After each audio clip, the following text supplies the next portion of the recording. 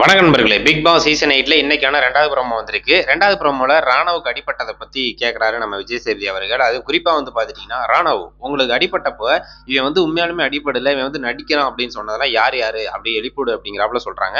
Almost அங்க சொன்னவங்களே பார்த்தீங்கன்னா, already எந்திரிச்சிட்டாங்க. Jeffrey, Soundarya, அதுக்கப்புறம் பார்த்துட்டீங்கன்னா, நம்ம இந்த சைடு அன்சிதா எல்லாருமே முத்து கூட நிக்கிறாரு.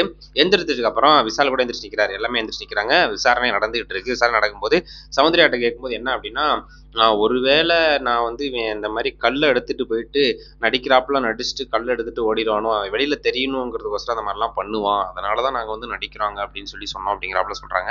அன்சிதாட்ட கேட்கும்போது, நீ என்னம்மா சொல்ல வர, நடிக்கிறான்னு சொல்லி இல்லைங்க, அவர் இந்த மாதிரி இப்போ ஒருவேளை பிராங் மாதிரி பண்ணி அப்படியே வடிக்கிறாப்புல அடிபட்டு நடிச்சு அந்த கல்லை தூக்கிட்டு ஓடிட்டு என்ன பண்றது அப்படின்னு தான் நான் இவர் நடிக்கிறாப்புல அப்படின்னு சொன்னேன், வேறலாம் ஒன்றும் இல்லைங்க அப்படிங்கிறாப்புல அன்சிதா அவர்கள் சொல்றாங்க.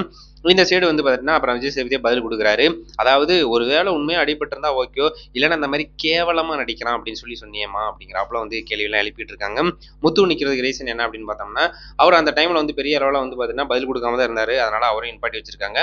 ஒருவேளை பார்த்தீங்கன்னா அவர் அப்படியே சைலண்டா நிற்கிறாரு. ஏன்னா அவரை முன்னாடி கூப்பிட்டு விசாரிச்சிருப்பாராட்டுக்கு. என்ன அப்படின்னு பார்த்தோம்னா, அந்த நேற்று நடந்தது விட்டு கொடுத்தது.